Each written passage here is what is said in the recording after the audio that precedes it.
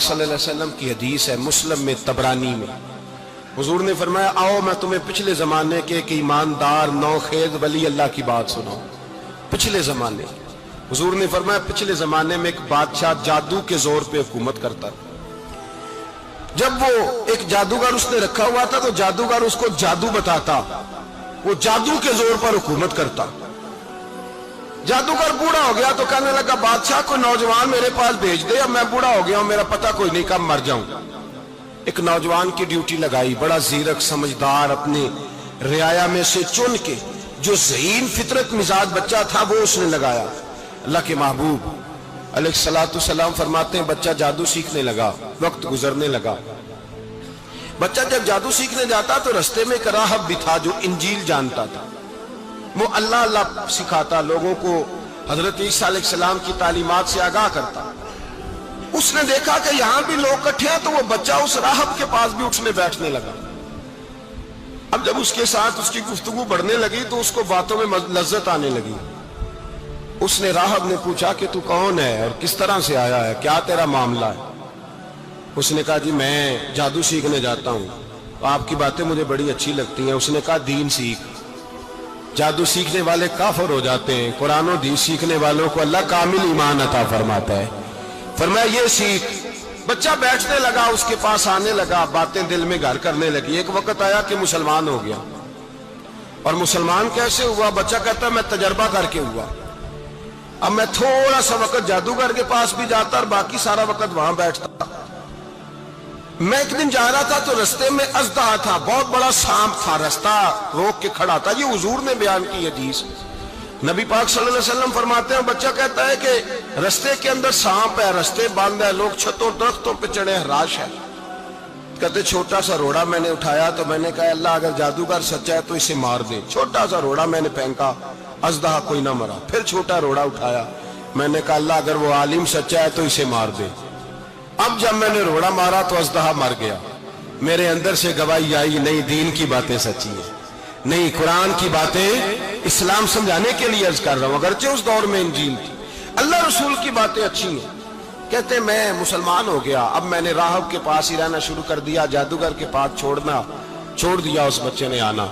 بادشاہ پوچھتا کہاں زیادہ وقت گزارتے ہو تو وہ بات گول کر دیتا، وقت تیزی سے بڑھنے لگا۔ اللہ نے اس نوجوان میں طاقت پیدا کر دی، اب وہ اس کے اندر نا اللہ نے توانائی روحانیت پیدا کر دی، ابھی جوان ہے، 14-15 سال عمر ہے۔ اللہ نے اب جو بیمار بھی آتا وہ دعا کرتا تو اللہ صحت عطا کر دیتا، جو بھی آتا۔ بادشاہ کا ایک درباری تھا، بادشاہ کو پنکھا جلتا تھا، وہ اندھا ہو گیا، کوئی ایسی تکلیف آئی کہ نابینا ہو گیا، بڑے علاج کرائے شفا نہیں ہوئی۔ کسی نے اس بچے کا پتہ بتایا کانوں میں، اس کے پاس گیا تو بچہ کہنے لگا شفا تو ہو جائے گی پر کلمہ پڑھنا پڑے گا، مسلمان ہونا پڑے گا، جس پیغمبر کا میں غلام ہوں تجھے بھی بننا پڑے گا، دین پہ عمل کرنا پڑے گا، اللہ شفا دیتا ہے۔ اس نے کہا تو مجھے کلمہ پڑھا، مجھے شفا دے، میں تیار ہوں۔ اس نے کہا شفا تو اللہ دیتا ہے۔ اس نے اللہ تبارک و تعالیٰ کا ذکر کر کے دعا مانگی، یہ مسلم شریف میں حدیث ہے، طبرانی میں موجود ہے۔ اللہ نے اسے شفا دی، اس نے کلمہ پڑھنا شروع کر دیا۔ یہاں ایک نقطہ لکھا ہے ہمارے علماء نے، کہتے ہیں جب اللہ ولایت عطا کرتا ہے نا تو یہ سفید بالوں والے کا حصہ نہیں ہوتی۔ اگر جوانی میں کوئی آدمی توبہ کر کے تصوف کے رستے پہ چلتا ہے تو سب سے زیادہ ولایت اللہ اسے عطا فرماتا ہے، سب سے زیادہ ولایت اس کے پاس ہوتی ہے۔ ابھی اس کے بال کالے ہیں، چڑھتی جوانی ہے، دعا کی تو اللہ نے، اور حدیث پاک میں موجود ہے کوڑے آتے تو شفا یاب ہو جاتے، اندھے آتے تو شفا یاب، برس والے آتے تو اللہ سے دے، جوان ہے۔ بادشاہ کے پاس وہ واپس گیا، وہ جو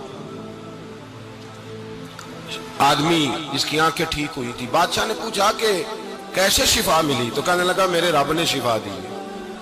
بادشاہ سجدے کراتا تھا، اپنے آپ کو منواتا تھا، معاذ اللہ، کہنے لگا میرے علاوہ کون رب ہے؟ اس نے کہا وہی رب ہے جس نے تجھے پیدا کیا ہے، اور وہی رب ہے جس نے مجھے اندھے کو آنکھیں دی ہیں، وہی ہے میرا مالک۔ کہا اچھا تو مجھے نہیں مانتا؟ کہا نہیں میں اپنے رب کو مانتا ہوں۔ بادشاہ نے اسے سزا دی، ستایا، اس نے بچے کا پتہ بتایا، پھر بچے کو بلا کے ستایا تو اس راہب کا پتہ بتایا، راہب بھی قتل ہو گیا، نابینا بھی قتل ہو گیا۔ بادشاہ نے कहा सिपाहियों से इस बच्चे को ले जाओ और पहाड़ की चोटी पे जाके नीचे फेंको ताकि मर जाए। बच्चा पहाड़ की चोटी पे गया तो हाथ उठा के कहने लगा, या अल्लाह मेरे लिए नहीं अपने लिए, मेरे लिए नहीं अपने लिए इन्हें अपनी कुदरत के जलवे दिखा। मेरे लिए नहीं, अल्लाह के बंदे अपनी जान बचाने की दुआएं नहीं मांगते, अपने लिए इन्हें अपनी कुदरत के जलवे दिखा। ये दुआ मांगी। जितने लोग साथ आए थे वो सारे जमीन पे गिरे और सब मर गए, पहाड़ से गिर के मर गए। बच्चा वापस सीधा बादशाह के पास कहने लगा, लो भाई मेरे रब ने मुझे बचा लिया है। जवान का ईमान देखो, मेरे रब ने मुझे, बोलो मेरे अल्लाह ने मुझे ईमान की गवाही दे रहा है, मैं बच गया हूं, तू झूठा है, मेरा रब सच्चा है। उसने कहा ले जाओ इसको दरिया में, कश्ती में बिठाओ, बीच दरिया के जाके धक्का दे दो। बैठे कश्ती में, दरिया के बीच गए और जब जाके वहां उसको धक्का देने लगे तो उसने कहा, अल्लाह मेरे लिए नहीं अपने लिए इन्हें अपनी कुदरत के जलवे दिखा। बस एक तूफान सा आया, जितने सिपाही साथ आए थे डूब के मर गए। वो बच्चा उठा और सीधा फिर बादशाह के पास, उसी के पास कहने लगा, लो भाई मेरे रब ने मुझे बचा लिया है, तेरे पास आया हूं। वो कहने लगा, तू क्या मुसीबत मेरे गले पड़ गई है, कैसे जान छूटेगी? तो बच्चा कहने लगा, अगर तू मुझे बांधे दरख्त के साथ और सारे मुल्क को बुलाए, लोगों को इकट्ठा करे, फिर तू मुझे तीर मारना, मैं तुझे बताऊंगा कैसे मारना है, मैं मर जाऊंगा। अल्लाह का बंदा नौजवान, ईमान देखो, मरने के तरीके बता रहा है। मैं तुझे बताऊंगा मैं कैसे मरूंगा। ये बात कही, बादशाह ने सारा मजमा जमा किया, मुल्क सारा बाहर आ गया, दरख्त के साथ बांध दिया। कहने लगा, भाई लोगों ये मुझे मारना चाहता था, मार नहीं सका, अब मैं इसे बताने लगा हूं कि मैं कैसे मरूंगा। इसे कहो जब तीर मारे तो साथ मेरे रब का नाम भी ले, मैं अपने रब के नाम पे जान दूंगा, ईमान की पुख्तगी में अल्लाह के नाम पर जान दूंगा। इसे कहो रब के नाम पे मारे, मर जाऊंगा। बादशाह ने अल्लाह कह के तीर मारा, पेशानी में लगा, बच्चे की रूह परवाज कर गई। जितना मजमा खड़ा था सारा कलमा पढ़ के मुसलमान हो गया, सारे मुसलमान हो गए, सारे। मेरे रसूल पाक सैयद आलम सल्लल्लाहु अलैहि वसल्लम ने नौजवानों को बताया, जब तुम्हारे अंदर ईमान की कुव्वत आएगी तो अल्लाह तुम्हारी मदद करेगा।